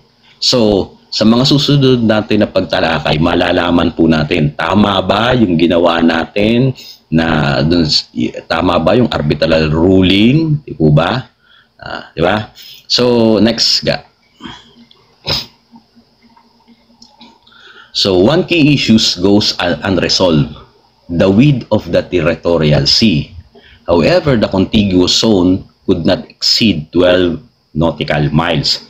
So, diyan po sa UNCLOS 1, kung inyong mapapansin, hindi na pagkasunduan at hindi na resolve yung width of the territorial sea, yung lapad. Diba? Territorial sea. Yung territorial sea po natin ngayon, tandaan po ninyo, magpapa-exam po ako dito pag kayo po sa susunod, sa katapos ng ating ilang ang gabi na ating pagtalakay dito, pag sa exam po natin ay hindi kayo nakapasa, ay ibablock na po namin kayo, niga. Block na kayo sa amin, niga. Block na kayo, ha. Patawalan tayo. Block na kayo sa susunod. So, however, the contiguous zone could not exceed. So, pero yun, di po ba? Yung contiguous zone ngayon is 24 nautical from the baseline, that bibilang ka ng 12 nautical miles, yun yung territorial sea, then from 13 to 24, yun yung contiguous zone. Pero noong UNCLOS 1, ang sabi nila, kinakailangan daw hindi lumampas ng 12 nautical miles yung from the baseline. So yun yung una, kumbaga wala pang linaw at hindi pa ina-adapt natin yan noong UNCLOS 1. So kita nyo ha, ito, yung password ng block sa nakakatinusot tayo. Yung mga hindi papasa piping sa ating sa exam natin, special project kayo. Ang special project nyo ay TTU, ibig sabihin ng TikTok Universe. Special project yung TikTok Universe. Tig-isa ka niga na TikTok Universe. O kaya pinakamababa, Lion. Yan. So, kung inyong mapapansin, no, 19, ano yan? Anong 19 ba yan? 1950? Tatawa tuloy ako. 1958. Sabi ni Rich. No, yung tinatawag natin na, di ba, kung ano-ano yung may Velarde map, yung tapos yung mga tawag dito na dash line, di ba? So, kung yun yung territorial o contiguous zone mo tapos territorial sea mo, hindi na talaga mag-apply yung 9 dash line ng Czech na mga Chinese, di ba, ng mga Czechwa. Tapos tayo, hindi na rin natin magagamit yung Velarde map natin. Tingnan nyo kung gaano siya kakomplikado at hindi natin alam talaga yan. Ngayon, ako na-appreciate ko, ngayon ko lang na-appreciate din to ngayon lang kasi kahit matagal ko nang binasa siya at kahit paano ngayon lang ko na i-apply kasi kung ano-ano yung balita na napapanood ko sa TV about dyan, tapos lalo pa ngayon naging interesante dahil ginagamit nilang panlaban or atake sa ating dating presidente, sa vice president, sa PDP laban, lalo na sa idol ko, Dante Marcoleta, na tinatawag nilang pro-China. So nagiging interesante sa akin and maganda na malaman natin para maipaunawa natin sa mga kababayan natin. Basta hindi tayo fake news. Darating yung time, mas matalino pa kayo at mas marunong pa kayo kay Christian Esguerra at kay Commodore Tariela. Sabihin ko sa inyo yun. Kakamunin nyo na rin sa Tariela ng debate dito sa West Philippine Sea at sa UNCLOS. No? So, Next ga, next. Yan. So punta tayo dun sa the Second United Nations. So yun pa rin. Ang hindi lang napagkasunduan na namang UNCLOS 1, di ba? Yung codification sa ILC 1930, pagkatapos yung UNCLOS 1 doon sa 1958, hindi napagkasunduan yung territorial sea, pati yung contiguous zone, di ba? Walang napag-usapan kung di ba? Pero ayaw na nila nung canon shot, di ba? Rule, yung pag nung kanyon mo, kung saan pumatak yung kanyon mo, yon 30,000 San Idris.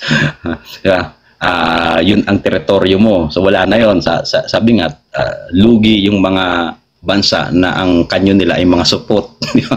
Doon lang sa harap mo, paano yun? Hanggang dyan lang teritoryo mo. So hindi na yun, wala na yun. Yan yung history niya. So sa naman sa UNCLOS 1, hindi nga napagkasunduan. Wala yung contiguous zone, di ba? Hindi napagkasunduan kung gaano kalayo. Pati din rin yung territorial sea, di ba? Yeah. So yan, the Second United Nations Conference on the Law of the Sea, 1960, yung UNCLOS 3. So called to resolve the deadlock on the width of the territorial sea. So kaya nagkaroon ng UNCLOS 2 dahil para ma-resolve yung deadlock noong sa tinatawag na territorial sea. Pagkat yun nga diba? Hindi na nga sila pumapayag din sa anong shot rule. So paano na? Diba? Territorial sea plus 6-mile contiguous zone fails by 1 vote. So yan. Hindi ko pa lang alam kung anong bansa yung hindi sumali sa botohan dito, kung nag-abstain ba siya or baka absent, di ba? So walang natapos na proposal doon sa territorial sea na 6 miles. Tandaan nyo, UNCLOS 2 ang pinag-usapan na nila sa territorial sea ay hanggang 6 miles o 6 nautical miles. Dito sa atin na effective ngayon ay 12. Next, Oliga. Yan, several developments suggested the need for a new convention. So, nasa na tayo? Ba't nawala ako? Ayun na, seabed resources. Ano na yan yan na yung UNCLOS 3. Yan, sa UNCLOS 3 na yan. Itong sa UNCLOS 3 kasi, itong 1973 to 1982, ito na yung UNCLOS 3.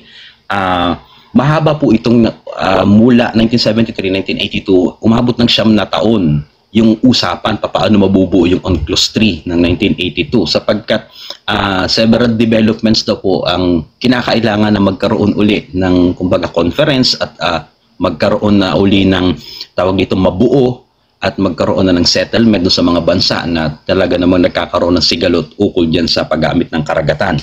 Ang katulad ng seabed resources, yan, seabed resources, so lumalabas na siya. Kasi before kasi noong codification 1930, wala pang tinatawag na seabed resources, hindi pa usapin yan, ang usapin lang itong fisheries.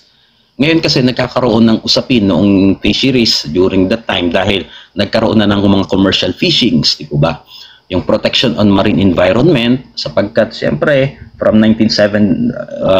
before na 1974 nagkakaroon na ng mga di ba may yung mga barko nagdi-discharge na ng diesel, nagdi-discharge na ng langis sa karagatan, naapektuhan yung isang estado. So isang na yan, tapos may mga lulubog na barko. So isa na sa mga concern yan ng UN noon na kinakailangan na sino ang dapat parusahan kapag ito ang nangyari, itong di ba? So, isa na sa mga concern niya yan. Saka yung decolonization. So, na yan? Concern na rin po yung decolonization. So, mamaya papaliwanag natin yan. Next mo, Ga. Yan. Ang unahin po natin yung sa seabed resources. Large part of the seabed are covered with polymetallic noodles, hindi noodles rich in valuable materials like nickel and cobalt. So, ibig sabihin po, nadidiscover na ng tao yung mga nandyan. Kapag yan nasa high seas, sino ang magmimina dyan? Sino ang may karapatan dyan? O pwede pang pagsimulan uli ng gera yan. Kaya nga, di ba, katatapos, post-war yan eh. Diba? So, kinakailangan wag na maulit yung World War II. Kasi it's very, kumbaga, daming namatay, yung gastos nila. So, yan din ang isa sa mga tinitingnan noon sa UN conference and sa convention nila na wag na maulit yung World War I at wag na maulit yung World War II. Lalo na naging high-tech na yung mga weapons ng iba't ibang bansa. Di ba? Like nung nangyari sa Japan, di ba? Nung binamban yun like Hiroshima, ayun na lang mangyari yun. At isa sa mga cause, ito ng away diyan. Sapagkat ito po ay ang nangyayari na po nito, ang nangyayari na po kasi nito ay parang nag-aagawan na sapagkat meron ng mga advanced country, yung mga highly industrialized country na yung may mga kumpanya na nandun sa seabed mining. Diba? So, next muga. So, yan. Sige, konting information na lang to, basahin ko na lang. At the time, new estimates of quantity of polymetallic nodules of the abyssal plain or deep seabed plus the new technology suggested there would be a gold rush, quote-unquote gold rush of hindi po ibig sabihin na may ginto ha, parang itinulad lang sa gold rush, di ba, sa US, Texas before, nagkaroon ng gold rush sapagkat na-discover na may mga mina ng ginto. So, itinulad yan doon na-discover nila na maraming mina sa ilalim ng dagat at lalo pa kati yung mga natural gas andyan na. Magkakaroon ng tinatawag na gold rush doon sa sea mining, deep sea mining. However, should all this wealth go to developed states that already had the necessary technology? So, yun ang usapan dyan. Kaya, pumapasok na rin po dyan, pumapasok na rin po dyan yung tag dito yung mga seabed authority, International Seabed Authority, na kung sino ang magmamanage nun. Yung UN ba through International Seabed Authority or yung tinatawag ng mga bansa na highly industrialized country na meron silang mga korporasyon na into a seabed mining, sila ba ang magkokontrol niyan? Sino? So, kaya nga po sabi ko kanina doon sa una nating pagtalakay dito ay medyo controversial yan. Yang ano diyan about the seabed mining. So, next ga. Yun, fisheries din. So sa fisheries din po ay increasing na rin yung number states were asserting 200 nautical miles on exclusive. So may mga bansa na rin daw po na ina-assert nila na dapat meron kaming 200 nautical miles na exclusive. Ibig sabihin na exclusive sa kanila lang yung fisheries zones na yon from the coast. So kasi diyan na rin po yung mga whale in Japan kunwari during that time lumalaki yung industriya nila doon sa yung panghuhuli ng mga whale, ng mga balyena nila. Diba, isa sa mga delicacy sa Japan yan. So, yan. Inaano na rin nila yan. Kaya kino-contest na rin nila yan. Lawak-lawakan nyo naman, Anya. So, next. Yan, about dun sa pollution naman. So, yung pagprotekta ng environment, yan. Siyempre, may mga environmental, mga grupo na nagsusulong din dyan, na isama din yan. So yan yung from 1973 to 1982. Yan. So next Oliga. At ito yung mahalaga, decolonization. So ibig sabihin ng decolonization, may mga teritoryo dati na hindi na sila nabinitawan na sila ng colonizer. So dati noon yung colonizer nila ang nagko-control doon, part of their territory. Kunwari, yung France, iba ba? England, kunwari nakarating sila sa Pacific Ocean, batas nila ang kumukontrol doon sapagkat teritoryo nila yon. Nung iniwan nila, siyempre magsaset ng bagong rules ang panibagong gobyerno doon sapagkat na-decolonize na sila. So ano yung rules na kikilalanin nung UNCLOS na ipatutupad sa within territorial sea nila? So isa din sa dapat pag-usapan yon. Saka yung emergence of many newly independent states. So pagkat marami na diyan nagkawatak-watak na yung mga iba't iba, kunwari yung USSR, 'di ba? Nagkawatak-watak na yan eh. Nagkaroon na ng North Vietnam, South Vietnam, North Korea, South Korea, 'di ba? Maraming mga estado ang kinilala ng international community, 'di ba? So isa din sa concern yan kaya nabuo yung 1973 to 1982 So next ulit. Yan. Ito naman si Pardo yan, hindi Padro po yan. Mali lang yan nandyan. Mali na i-feed sa atin. Si Padro, so yung kanyang, siya yung isa sa mga nagsabi, ambassador po yan ng Malta. Sinabi niya, kinakailangan na natin isagawa yung convention ulit para ma-develop uli yung or ma-amend yung UNCLOS 2. Magkaroon na ng UNCLOS 3. So ang kanya din suggestion doon is yung total package, yung sinasabi na take it or leave it, na yung article na lahat na yan, na 320, kung ilang article lang magawa natin, tatanggapin ng lahat ng mga magsasign or magra-ratify, di po ba? Hindi kung ilang, kumbaga tanggap mo lahat yung buo ng artikulo noong UNCLOS.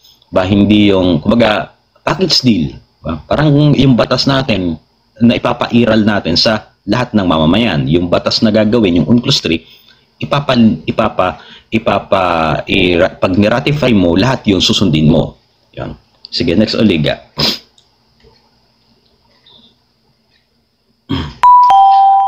Yan, key features on negotiations ng 1973-1982, pinakamahaba, long running, negotiations by consensus. Yan. So, boto-boto, consensus, kinakailangan ano na yan, the package deal, sinabi ko na pala yan, huge subject matter, sinabi ko na pala yan. Sige, next Oliga. Nauna na tayo dun sa slide natin. Alam ko kasi hindi ko kasama yun. Nauna na pala tayo.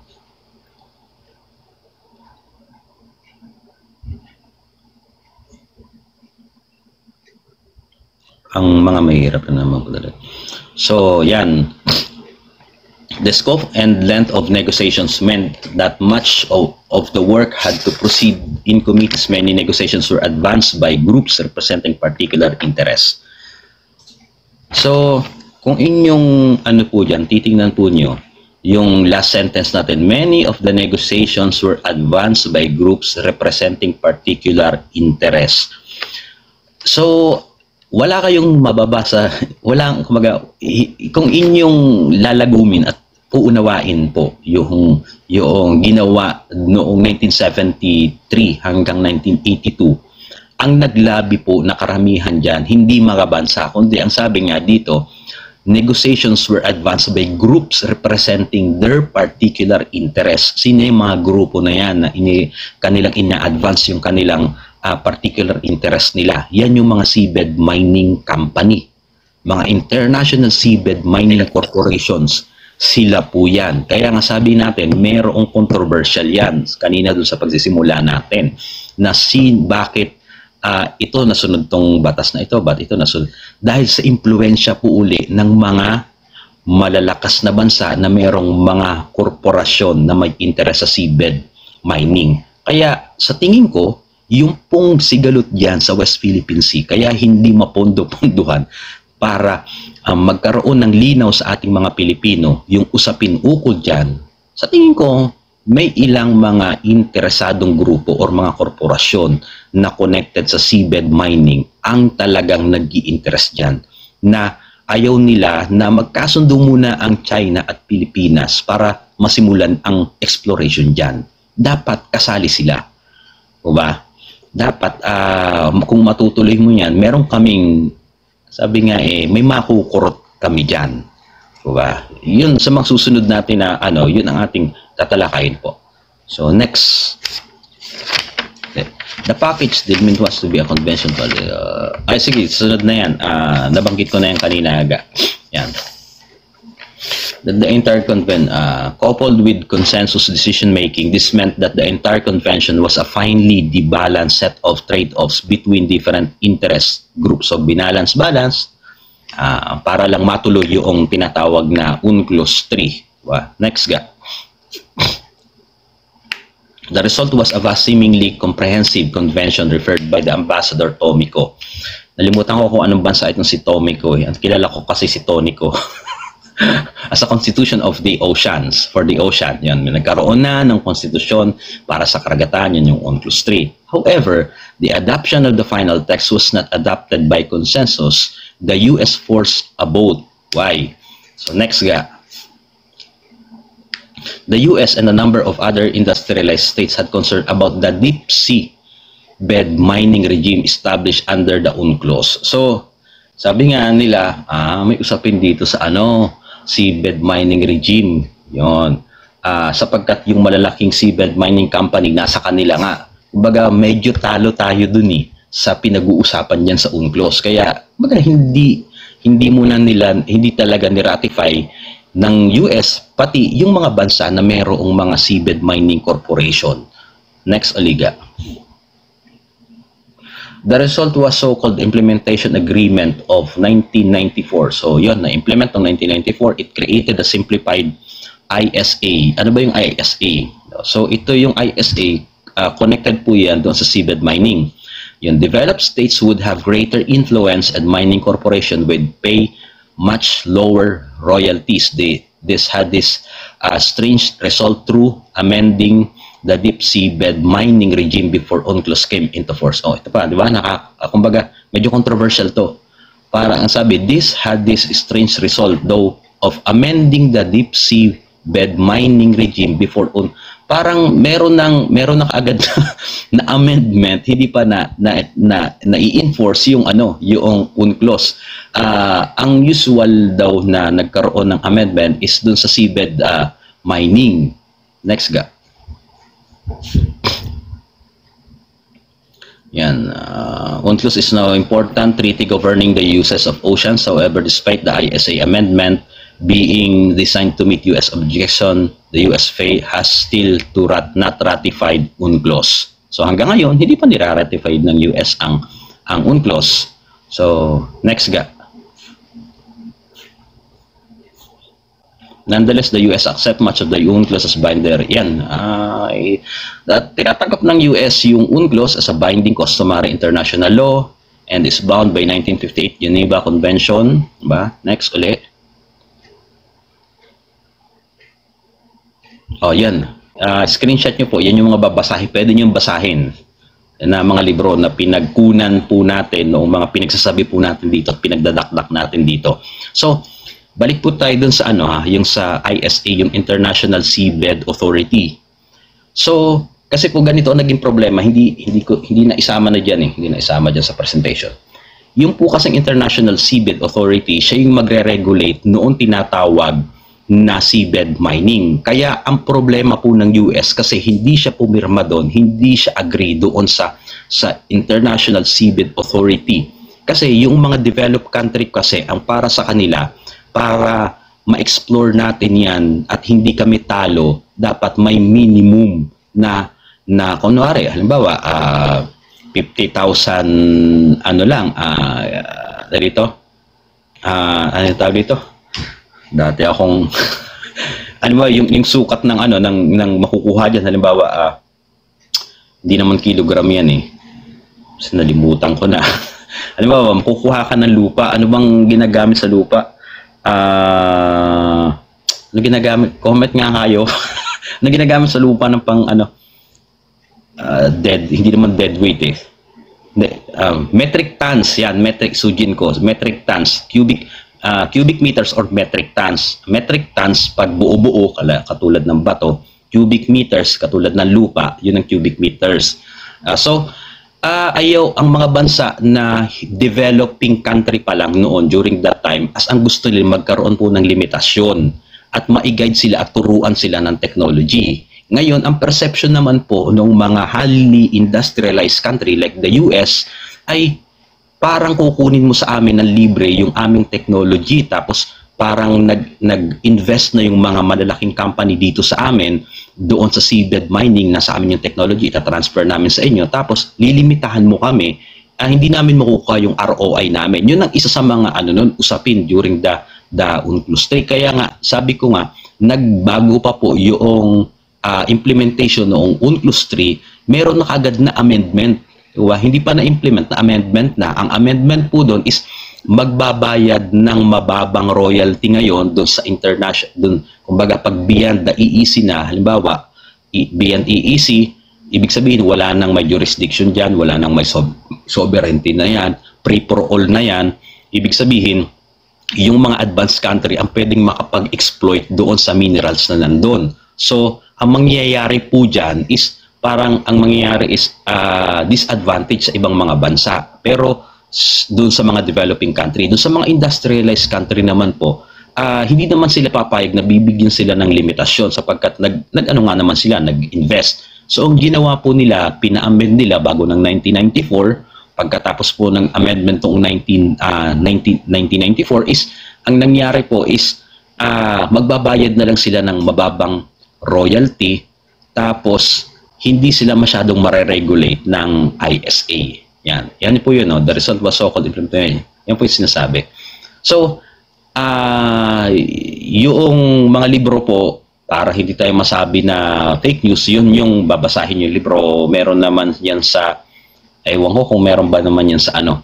So, pwede nyo mabasa yun doon. Lahat ng mga sinamarize natin dito po. So, ito po sinabi po natin na pauna lang sapagkat pag tinagalan natin ay maboboard, nakakaboard na. So, bukas naman ang tatalakay natin ng mas detalyado yung inner waters, yung territorial zone, contiguous zone, EEZ. Baka sabihin nyo, di ba na pag ano na natin, natalakay na natin? Hindi, mas detalyado po, mas detalyado para tapos doon tayo magpupursid ngayon doon sa arbitral ruling na tayo mag-uusap. At tama ba yung sinasabi lagi sa atin na panalo tayo diyan, panalo tayo diyan. Di ba? Tama ba yung sinasabi ni Tariela na atin yung Spratly Island nga di ba? Dahil nanalo tayo sa West Philippine Sea. Sasabihin na natin na pauna natin, mali si Tariela doon sapagkat ang pag-uusapan ay tungkol sa karagatan, tama, UNCLOS. Pero pag isla, yung isla kasi can sustain human lives and can sustain an economic activity. So, kapag ganun ang isang kategorya ay sa batas po ng UNCLOS, hindi siya matuturing na bato. Ibig sabihin, isla na siya, hindi siya rock, simple rock. Kasi pwede na mag-sustain ng human lives at saka ng economic activity. Hindi po ang UNCLOS or itong batas ng UNCLOS ang mag-a-apply po doon. Kaya maling-mali yung sinasabi ni Tariela. So ngayon, magiging interesado kayo ngayon kung pag sa magsasalita si Tariela, pwede na kayong mag-comment. Pero tapusin po muna natin itong usapan natin. Pwede na kayong mag-comment. Huwag natin masyadong i-overwhelm kasi baka hindi na natin matandaan. Diba? So isa-isahin lang po natin at maghuntahan po tayo dito na huwag nilang itag yung mga pro-Duterte na trolls at nagpapakalat ng fake news sapagkat hindi po tayo nagpapakalat ng fake news. Ang gusto nga po natin, maibigay na sa atin yung 200 nautical miles na yan at mag-settle po ang dispute dyan. Kaya lang ang tanong po, napakasimple, bakit hindi po walang movement ngayon na ginagawa ang presidente at ang gobyerno na makipag-settle dun sa dispute natin sa China? Bakit hindi nakikipag-usap? Bintang ng bintang sila doon sa past administration na wala kayong ginawa, pinamigay nyo yung China, bla bla, yung Pilipinas doon sa China, bla bla bla. Tapos isisisi sa past administration pero sila wala namang ginagawa. At sasabihin pa ni Tariela na hindi maisusulong ng Pangulo yung kanyang tawag dito modernization ng AFP kung ang mauupo daw itong PDP laban na binabanggit niya mga Manchurian candidate or mga pro-China. Samantalang si Presidente, siya ang nakaupo ngayon at yung pinsan niya, ang Speaker of the House, binawasan ng 10 billion ang modernization ng AFP. So sino ngayon ang totoong pro-China? Kahit sabihin nilang kami ay against China, pero the way they act, yung ginagawa nila kabaliktaran doon sa sinasabi nila. Kahit paulit-ulit nilang sabihin na tayo ang pro-China, pero mananatili sa gawa natin na tayo ang pro-Philippines at gusto natin na makuha yung 200 nautical miles na yan. Sila ngayon ang pro-China. Kunwari lang sila. Ibig sabihin, propaganda lang yung mga pinagagawa nila na yan. Diba? Yung sinasabi nila na Manchurian candidate, ba't hindi nila kasuhan? Diba? Hindi ko lang alam kung pwede sa treason yun or sa ano, kasi si treason is with war yun. Kapag may war, saka lang pwedeng sa treason. So,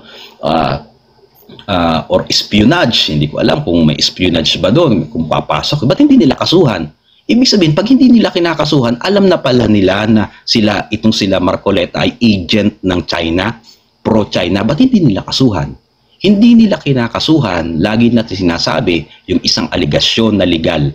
Pag hindi mo dinadala sa korte, yan po ay propaganda. So yung sinasabi nila na pro-China, itong mga ito, at Manchurian candidate, yung po ay isang propaganda lamang para sirain. So maging malinaw po sa atin ngayon na hindi tayo pro-China, tayo ay pro-peace. Gusto nating maunawaan ng lahat ng mga Pilipino ano ba ang tungkol diyan sa usaping China, 'di ba, sa West Philippine Sea.